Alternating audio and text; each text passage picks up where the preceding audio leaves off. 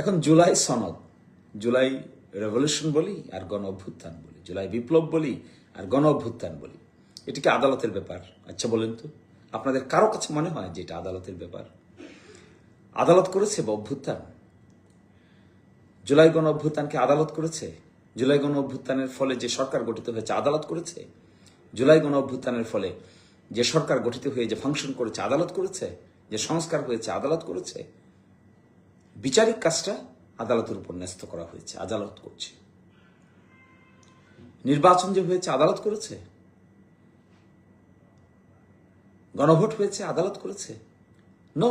তাহলে এই বিষয়টিকে আদালতের হস্তক্ষেপের সামনে নিয়ে আসা যে প্রবণতা, যে বা যাদের বুদ্ধি, ইঙ্গিত, আকার এগুলো করা হচ্ছে বা করা হয়, তাদের সামনে আমার একটি প্রশ্ন জিজ্ঞাসা করতে ইচ্ছা হয়, কি ক্যালকুলেশন আপনাদের? কি ক্যালকুলেশন করে কাজ করছেন?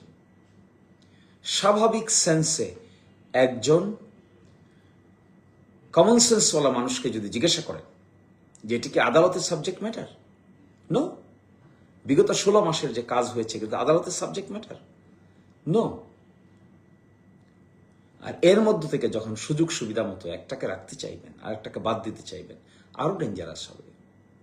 প্রসঙ্গত বলতে চাই, 15 সংশোধনীর মামলা সুপ্রিম কোর্টে শুনানির জন্য আসলো। আপিল যখন শুনানি হচ্ছে তখন এক পর্যায়ে প্রশ্ন উঠল যে আমরা কোনটা রাখবো, কোনটা বাদ দিব। আদালত তো পিক এন্ড চুজ করতে পারে না। তখন আমি সাবমিশন রেখেছিলাম যে মাই লর্ড, এটাকে আমরা পার্লামেন্টের কাছে পাঠিয়ে দেই। Parliament, let the parliament decide কোনটা রাখবে কোনটা রাখবে না। অবশেষে ওই মামলাটা ডেফার্ড হয়ে যায়, ওই মামলাটা শুনানি মুলতবি হয়ে যায়। এটাই কথা। কিন্তু মাত্র 10 দিন পরে আমাদের জাতীয় সংসদ বসবে। জাতীয় সংসদ ডিসাইড করবে, জুলাই অভ্যুত্থানকে নিয়ে কথা বলবে, পক্ষে কথা বলবে, বিপক্ষে কথা বলবে, প্রাইম মিনিস্টার কথা বলবে, অপোজিশন লিডার কথা বলবে, মন্ত্রীরা কথা বলবে, এমপিরা কথা বলবে। অফুরন্ত সুযোগ তাদের সামনে, তারা ডিসাইড করবে কোনটা ঠিক, কোনটা বেঠিক, কোনটা রাখা দরকার, কোনটা ফেলানো দরকার, কোনটা গণ অভ্যুত্থানে অ্যাপ্রুভ হয়েছে, কোনটা অ্যাপ্রুভ হয়নি। চুল ছাড়া বিশ্লেষণ করবে, বিতর্ক হবে, দিনের পর দিন বিতর্ক হবে, রাতের পর রাত বিতর্ক হবে। একটা নেশন নতুন করে যাত্রা শুরু করার পরে যে সংস্কারগুলোর কথা বলছে সেই সংস্কার নিয়ে আলোচনা হবে, চুল ছাড়া বিশ্লেষণ হবে, এক্সপার্ট কমিটির কাছে পাঠাতে পারবে, যাচাই বাছাই কমিটির কাছে পাঠাতে পারবে। কিন্তু আদালতে কেন? এই স্থূল বুদ্ধি কোথা থেকে আসে? কারা ডিকটেট করেন? আমি তো মনে করি জুলাইকে যারা ধারণ করেন না, করতে পারেন না, এত বড় জিনিসটাকে যারা ধারণ করতে পারেন না, তারা এই খণ্ড খণ্ড বিষয়ে প্রশ্ন উত্থাপন করে বড় বিষয়টাকে নষ্ট করতে চায়। আমি আজকে মিডিয়াতে বলেছিলাম যে আত্মঘাতী, ইট ইজ সুইসাইডাল। জুলাই অভ্যুত্থানের সুবিধাভোগী শ্রেণী যদি এই সমস্ত বিষয় নিয়ে আদালতে প্রশ্ন তুলেন তাহলে এটা সুইসাইডাল হবে। এটার দুটো ব্যাখ্যা হতে পারে। একটা হতে পারে যে না বুঝে করছেন, আরেকটা হতে পারে অতি বুঝে করছেন। যেভাবেই করেন না কেন, this is not the right track, it's not the right path, this is not the right direction, this is wrong direction. আদালতের সাবজেক্ট ম্যাটার এটাকে বানাবেন না। আদালতের সাবজেক্ট ম্যাটার এটা নয়, এটি পার্লামেন্টের সাবজেক্ট ম্যাটার। 10 দিন পরে পার্লামেন্টে উত্থাপন করে পক্ষে বিপক্ষে আলোচনা করে সঠিক জিনিস যা হবে তা রাখবেন, সঠিক যা মনে না হয় তা রাখবেন না। কিন্তু আদালতে নিয়ে সে আদালতকে ইনভলভ করে আরেকটা বিতর্ক আদালতের ঘাড়ে চাপিয়ে দেওয়ার চেষ্টা করা হচ্ছে। অতীতে তাই হয়েছে। এভিডেন্স নাই তো জুই করে সাজা দাও, কোর্টকে ব্যবহার করো। রাজনৈতিক কোনো সিদ্ধান্ত নিতে হবে, নিজেরা নিচ্ছেন না, সে আদালতের ঘাড়ে চাপিয়ে দাও, তা আদালতকে বিতর্কিত করো।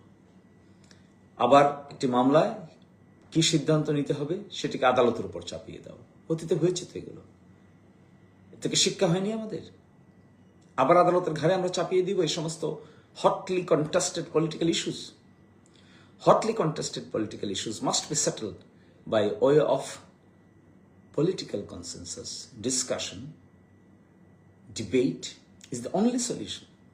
সেখানে বাদ দিয়ে কোথায় এসে আদালতের ঘাড়ে চাপিয়ে দিয়ে জুলাই হাজার হাজার মানুষের জীবন, হাজার হাজার মানুষের আত্মাহুতি, হাজার হাজার মানুষের চোখ নাই, কান নাই, পা নাই, ঠ্যাং নাই, ল এনফোর্সমেন্ট এজেন্সির মুখোমুখি দাঁড় করানো, নিয়ে এসে এটিকে এখন আদালতের ঘাড়ে বন্দুক রেখে স্বীকার করার একটা প্রবণতা দেখা দিচ্ছে। আবার সেই পুরনো প্র্যাকটিস, পুরনো কালচার।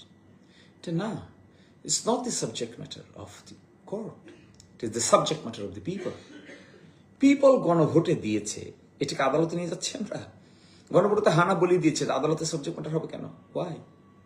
People voted. এখন এসে প্রশ্ন ঠিক না এটা আদালত ঠিক করবে? Question was done, question was asked to the people answered. এখন আবার আদালতের সাবজেক্ট ম্যাটার কি? এখন তো পার্লামেন্ট ঠিক করবে, depending on the result of the গণভোট। পার্লামেন্টের ফাংশন এটাই আইনে বলা আছে। এবং এইখানে আমার মনে হয় বড় ধরনের একটা ভুল করছেন। যারা করছেন তারা জেনে করছেন না জেনে করছেন জানি না। আমার দায়িত্ব ছিল সতর্ক করা, আমি সতর্ক করলাম। আমার দায়িত্ব ছিল আপনাদেরকে জানানো, আমি জানালাম। আমার যতটুকু জ্ঞান বুদ্ধি আল্লাহ তাআলা দিয়েছে, আমি মনে করি এটা কমপ্লিট রং স্টেপ, কমপ্লিট একটা ব্যাড স্টেপ, এটা ill motivated, ill advanced. Nobody should take this step.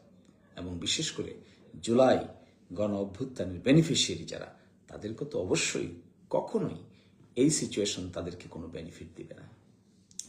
সাময়িক অর্থে কেউ যদি বুদ্ধি আটিয়েও থাকে, তাহলে বুদ্ধিটা রং। আমি মাননীয় প্রধানমন্ত্রীকে বলবো, আপনি ক্লোজলি খবর নেবেন যে সরকারের পক্ষ থেকে কেউ কখনো কোনোভাবে এই সমস্ত কাজে ইন্ধন দিচ্ছেন কিনা। যদি ইন্ধন দেন তাহলে তাতে আপনার বদনামি হবে, আপনার উদ্দেশ্য নিয়ে নানানজন প্রশ্ন উত্থাপন করবে। আপনি অত্যন্ত সুন্দরভাবে দেশ পরিচালনা করার চেষ্টা করছেন, আপনি ব্যক্তিগতভাবে অনেক ক্যারিশমেটিক ক্যাপাসিটি কোয়ালিটি দেখানোর চেষ্টা করছেন, এই জন্য আপনাকে ধন্যবাদ। কিন্তু আপনার কনসেন্স ছাড়া, আপনার সিদ্ধান্ত ছাড়া কেউ না কেউ যদি এই ধরনের কাজ করে থাকে, এটি আপনাকে বিতর্কিত করবে, আপনার ইমেজকে নষ্ট করবে। এটা আমরা চাই না। জুলাইকে ধারণ করার মধ্য দিয়েই যে নতুন দৃষ্টিভঙ্গি হবে, সেই দৃষ্টিভঙ্গিটা হবে সুন্দর, সেই চিন্তাটা হবে অভিভূত, সেই চিন্তাটা হবে ঐক্যবদ্ধ। আর এটাকে বাইফারকাট করার মধ্য দিয়ে যে চিন্তা হবে, এটা বিভক্ত হবে। বিভক্তি ভালো কিছু নয়। আপনারাই তো ঐক্যের কথা বলেন, আপনিই তো ঐক্যের কথা বলছেন, তো আপনি এখানেও ঐক্যের কথা বলবেন। এটা সেন্সিটিভ পার্ট। বহু মানুষের জীবন আছে, কষ্ট আছে, সাধনা আছে, পরিশ্রম আছে।